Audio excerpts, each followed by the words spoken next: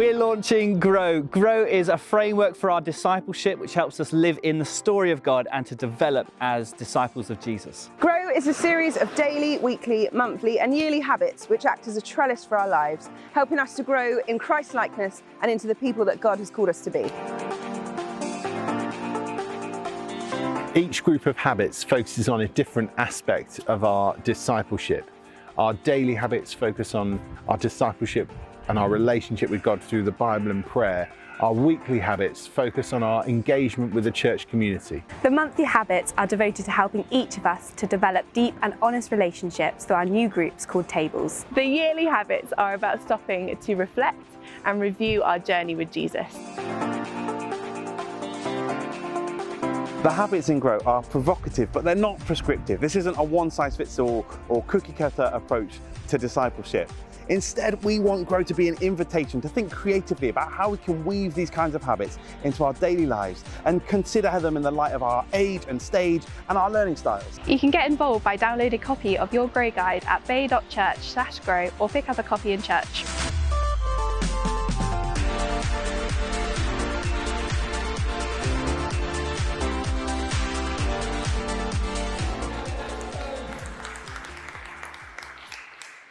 As a church, we have a vision to see Jesus loved, the church alive, and society transformed in Torbay and beyond. And we have this particular flavour of a church. We're very outward focused. We're really about trying to help people who perhaps don't know anything about Jesus, who don't have any church background experience at all, to help them to come in and find faith, meet Jesus, encounter God. That's a big focus of ours. But when you're such an outward-focused church, a natural question that comes is, well, when I'm in the church then, when I find that place of belonging, when I find that space, how do I grow?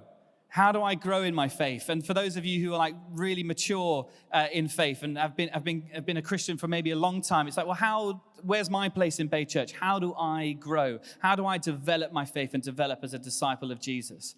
Well, this is our answer to it. Grow is just that. Grow is a framework for our discipleship to help us live in the story of God and to develop as disciples of Jesus. And Grow has been designed to help us do these two things. And this initial teaching series that we're going to do now, these series of talks that we're going to do, are going to sort of give us the framework, give us the understanding that's gone behind all the thinking in Grow. The language and the structure of Grow now is going to underpin everything that we talk about from the stage when we do talks from the stage here at Bay Church. So I'm really excited. It feels like quite a big moment in the life of the church where we say, this is what we're about. This is how we grow in our faith. And we'd love you to join in with us. So we've got the Grow guides there and a few other resources. There's lots of resources online if you want to head to bay.church/grow.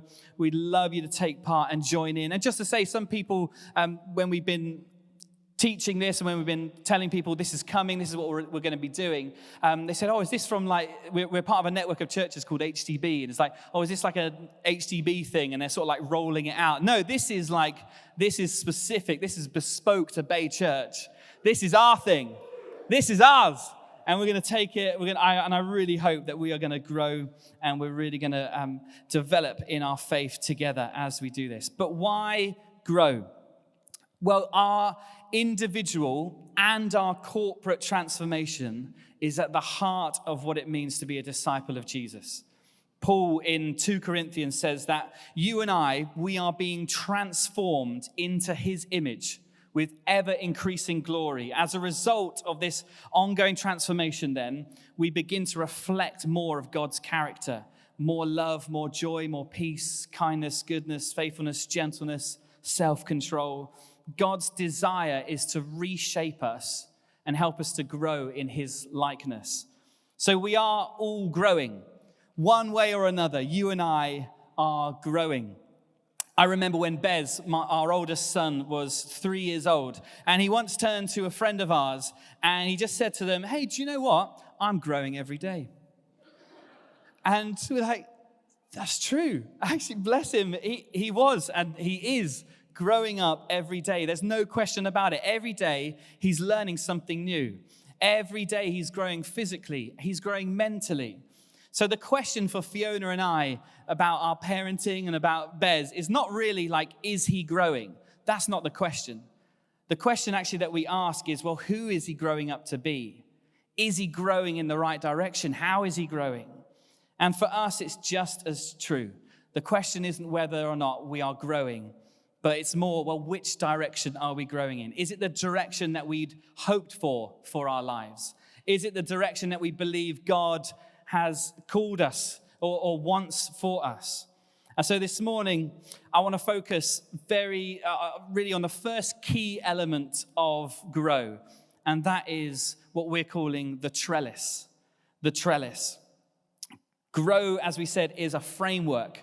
The framework is a structure that we can all bring our individual preferences and quirks to make it work for us. We're all growing and all changing all the time, but we need something to guide that growth.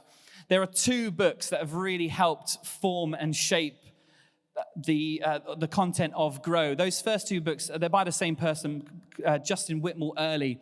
And this book particularly it's called The Common Rule. That's more of like a personal sort of habits of purpose for an age of distraction. And then you've got his other book here, Habits of the Household, which is about forming habits within the family. If you've got young family or teenage kids, it's helping you think of those there.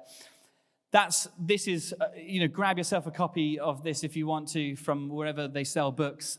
Do grab hold of that. These have been really influential in the makeup of Grow.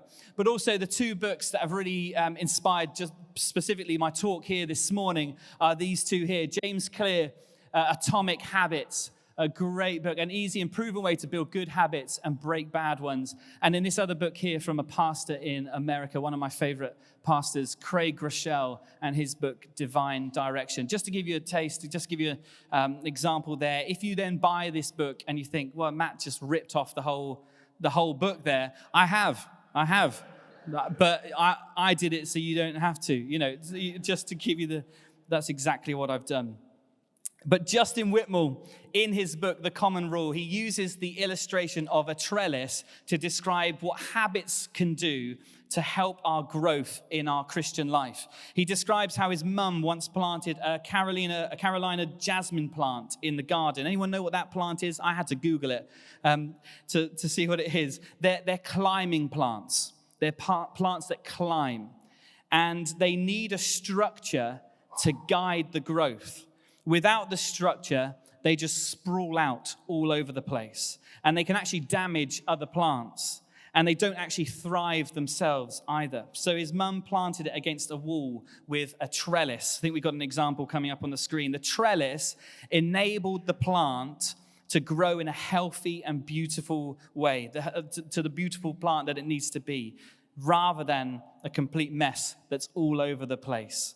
And this is the understanding that the trellis is the framework of habits that we can try and cultivate in our lives to help us grow in the right direction. Because we are growing.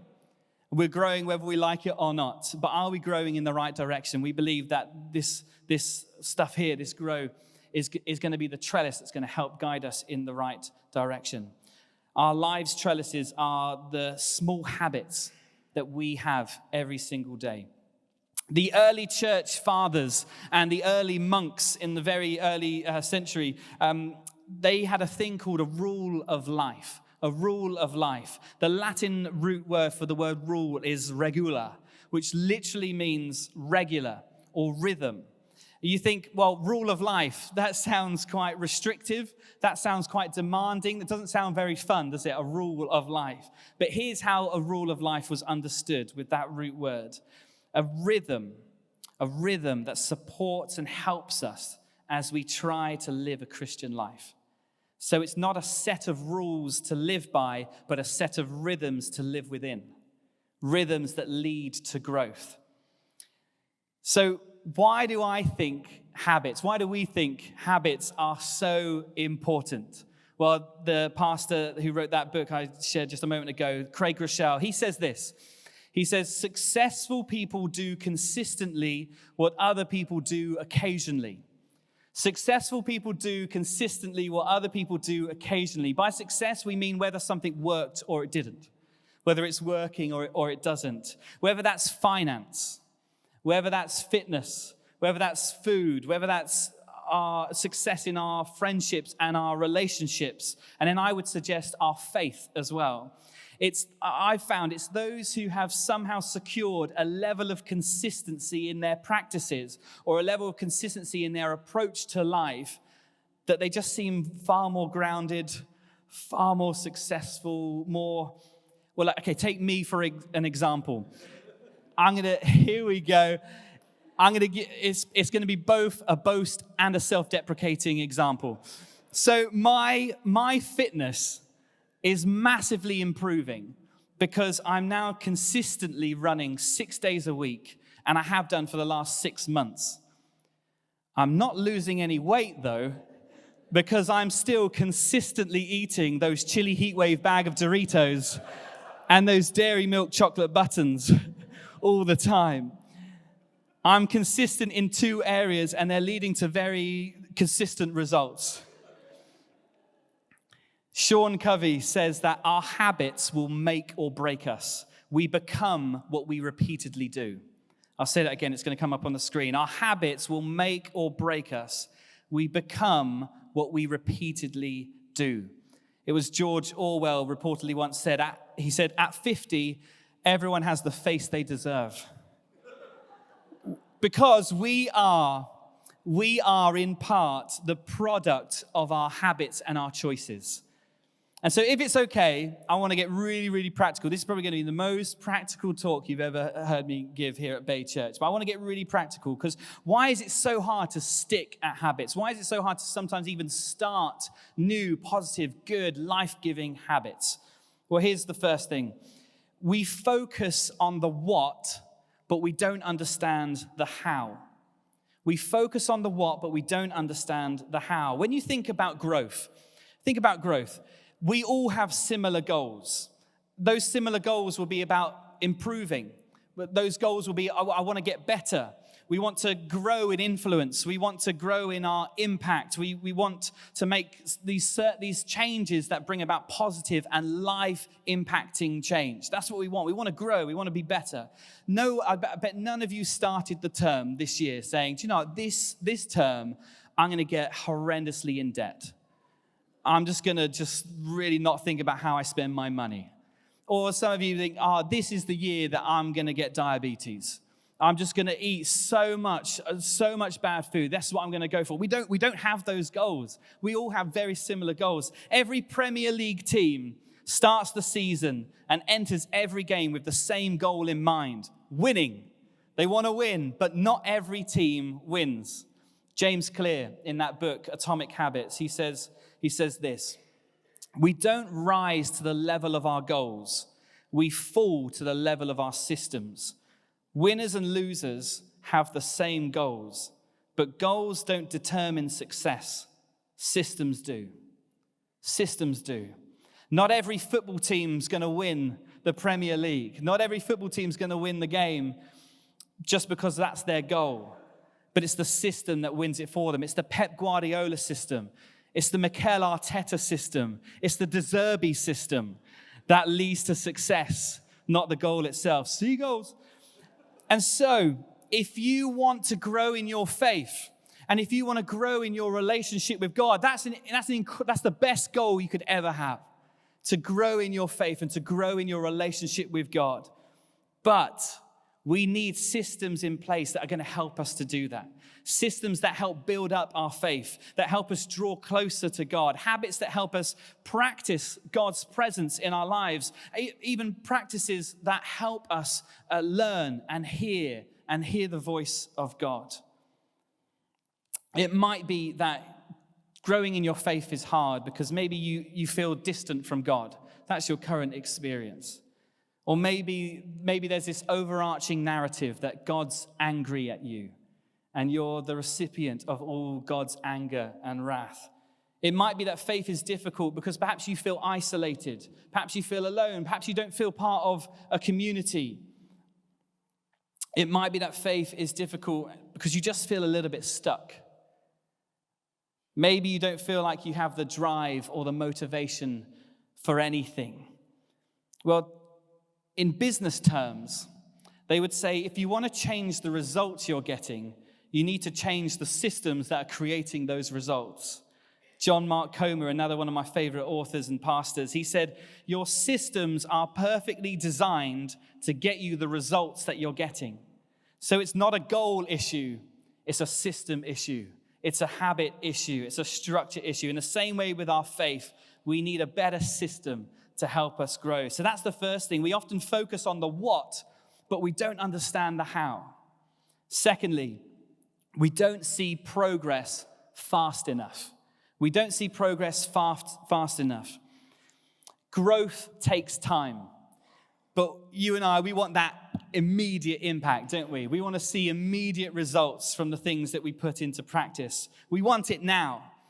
January the 10th in the UK has been identified as the peak failure day for New Year's resolutions.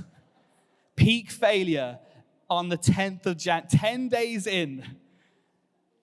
And here's the reason. What we do is this. We wrongly conclude that small, good decisions don't make that much of a difference. We wrongly conclude that small, good decisions don't make that much of a difference. Maybe you start drinking green tea. You drink green tea for a week, and at the end of the week, you haven't lost a stone. Maybe you've put on weight, and you just think, this green tea doesn't work. Or maybe you cut out buying a couple coffees in your day, and maybe that saves you about £15 a week. And then at the end of the month, you're no longer £500 in your overdraft. You're only £440 in your overdraft. And you think this limiting life I've now dedicated myself to doesn't work. These small good decisions aren't making any difference. You might try something and you just don't see that result. And so you think, well, it's obviously not working. We wrongly conclude small good decisions don't make that much of a difference. But we do it the other way around too. And here's the danger. We wrongly conclude that small, bad decisions don't make that much of a difference. I don't know how, but the last 4 houses that Fiona and I have lived in, maybe even more actually, the last 4 houses that we've lived in, we've always been a 5-minute walk from a co-op. And here's my confession to you. Sometimes Fiona will send me up the road to get a few things. Maybe it's like milk or something for dinner or like whatever it is. Often it's snacks. And I'll walk there because I'm healthy. I'll walk there. But confession time, I'll always buy a bit of secret chocolate. And what I do with this secret chocolate is I eat it and finish it before I've arrived home. Fiona doesn't know about it. It's secret chocolate. It's secret chocolate. It doesn't count. But do you know who it's not secret to? Not Jesus, my body. Not only will that small but bad habit over time be detriment to my health goals, but it has a financial implication too. It all adds up. So tally up those calories, tally up the cost over a week or a month. I mean, I dread to think I've been doing it for years. We wrongly conclude that small, bad decisions don't make that much of a difference, but they do. We don't see the immediate impact, but they do. Because our life is the sum total of the small decisions that we make. You rarely wreck and ruin your life in one big, bad decision. It builds up over time. You rarely ruin your life in one big moment. The Christian author and speaker, Danielle Strickland, she said, no one plans to become Darth Vader. And what she meant by this is that a large majority of the room here, perhaps you grew up and you knew Darth Vader was evil. You knew he was bad because you grew up with the originals, episode 4, 5, and 6. But then you have my generation. Give me a shout if you're my generation. Then you have my generation who grew up with episodes 1, 2, and 3. Sort of the backstory, the origin of Anakin Skywalker. So for you guys, you older folk here, Darth Vader's a bad guy. He's the bad guy. But for my generation, he's just the guy who made some bad decisions.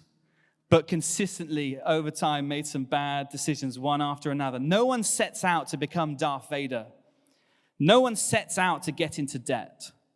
No one sets out to have an affair. No one sets out to wrong someone. You rarely wreck your life in one big bad decision, but it builds up over time. It builds up. But the same is true the other end then as well, isn't it? Maybe you see someone and they are living the results that you're after. Social media is the worst place for this, isn't it? There are people who are living the life that you want. It's so easy to imagine that they're in the position that they're in, either because of luck or just because they're naturally good. Some people that I've been getting to know in, surprise, surprise, the running community here in the Bay.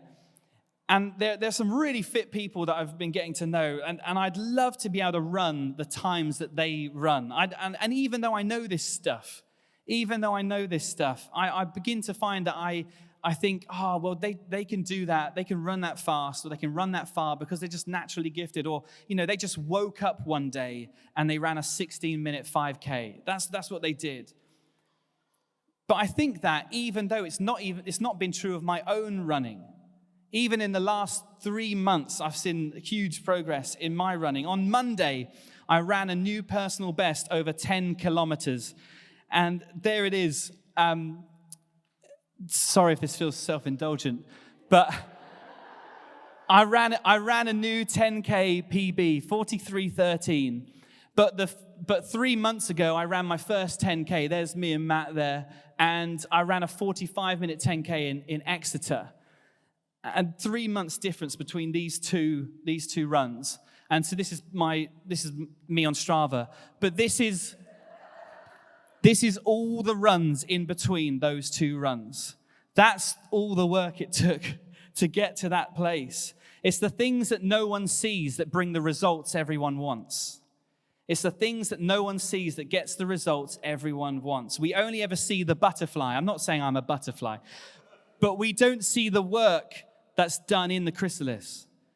We don't see actually how much work it is for the butterfly to get out the chrysalis. Usain Bolt, he said, I trained 4 years to run 9 seconds, and people give up when they don't see results in 2 months. Bob Sorge, it's in the Grow Guide. He said this in his book, The Secrets of the Secret Place. He said, our devotional life with God is more like the planting of a garden. When we arise from sowing into the secret place, we will not usually be able to point to immediate results or benefits. What we sow today will require an entire season of growth before the results are manifest. And this is ancient wisdom as well, because Paul in Galatians said, let us not become weary in doing good, for at the proper time, we will reap a harvest if we do not give up. Let's not become weary in doing good, in making good, life-changing decisions. We don't see progress fast enough because it takes time and it takes patience. So the first thing, we focus on we focus on the what, but we don't understand the how. And we don't see progress fast enough. And lastly, to bring it all to a close, our distorted identities sabotage our success. And this is the key point to land in on. What we think of ourselves plays a key role in our growth as people, particularly our faith, what we think about ourselves. Because if you have an unhealthy identity about yourself, that then creates unhealthy habits. And then you do those unhealthy habits, and it just reinforces the unhealthy identity that you have. Because we can be our own worst critics, can't we? We can be our own worst critics. You think, I could never start running. I'm not a sporty person. I can't lose the weight. I'm not a disciplined person. Maybe let's get a bit tougher. I can't save my marriage because I'm a mess. I'm not lovable. I'm a failure. Maybe you think God can't love me. God doesn't want to know me because I'm a bad person. Unhealthy identity can sabotage your success in this stuff, because growth starts with the right kind of goal. not a practical goal or what I would call a do goal, what we do or what we want to achieve. But we need to stop with the do goals and start with who goals. Who goals, which are about our identity, who we want to be, who we want to become. Identity, because identity shapes actions. Because when you know who you are, you know what to do. So don't start with do, start with who. When you know who you are, you know how to behave. You know what to do. I'll always remember the incident. I think I've said it before, but I always remember the incident when I got into a row with someone at the lights who had cut me up in traffic. And we both put our windows down to start shouting at each other. And he was shouting some things at me that honestly I can't repeat in this place today. I was shouting things back at him that I can't repeat in this place today. And then after we both drove our separate ways, I realized this whole time in this whole encounter, I was wearing my clerical collar. Because I was on the way to church. I'm a vicar. I should have behaved differently. Had I remembered who I was, I would have behaved differently. Because when you know who you are, you know what to do. You know what to do. Because identity shapes actions. A healthy identity about yourself will create positive habits. And then you do those positive habits and it reinforces the healthy identity. So I start by saying, I am a runner. So I run. And then I run. So I guess I'm a runner. And I keep running. Forrest Gump. Craig Groeschel, in the book I highlighted earlier, he encourages us to create some who goals. To create the who do we want to become? Who are we becoming? And then as you write those who goals out, you then start speaking them out loud. You start saying them about yourself as if it was already true. As if it was already true. And it might not be true the moment you say it. It might not be true right now, but maybe the goal is to be more self-controlled, disciplined when it comes to, food or drink or something else. And then you say out loud, I am a disciplined person who has self-control. Then attribute it to the work of God as well, because self-control is a fruit of the Spirit. And so you say, I am a disciplined person because I have the Spirit of God living within me. Then the next opportunity that someone offers you that thing that you're trying to have self-control over, next time someone offers you that food, next time someone offers you that drink, the next time the opportunity late at night comes to watch something online, you go, but I know who I am. And who I am doesn't do that. Who God is making me to be doesn't do that sort of thing. Who are we becoming? And I get it. It's not that easy. Reshaping and redeeming a distorted identity, it takes a lot of time. With a lot of slip-ups. It doesn't work right in the moment. It's the patience that God gives us, another fruit of the Spirit, to continue the work that God is calling us to. But who are you becoming? And what are your who goals? I've been trying to name a few myself at the moment. And here's just 4 of my who goals at the moment. I am a passionate follower of Jesus Christ. I am a passionate follower of Jesus Christ. I am someone who deeply loves and cares for my wife. I am a present and life-giving father.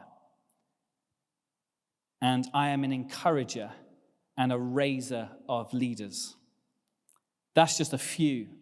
And I've got a few more as well. And I say those things. And I think if you're stuck ever trying to figure out what your who goals are, then do what I did in that starting point. Do what I did. Start at the most important place, which is Jesus. Start with Jesus. What is your who goal? Can I encourage all of us to have the same starting who goal? And that is Jesus. I want to be more like Jesus. I want to become more like him. Because if I'm more like Jesus, then I'm more full of love. I'm more full of grace. I'm more full of truth. I reflect the love of God to the world. I'm full of compassion. I'm full of kindness. And I live at peace. And that's what we hope grow this framework for our discipleship is going to help us to do, to grow in the likeness of Jesus and become all that he has called us to be. Amen. Amen.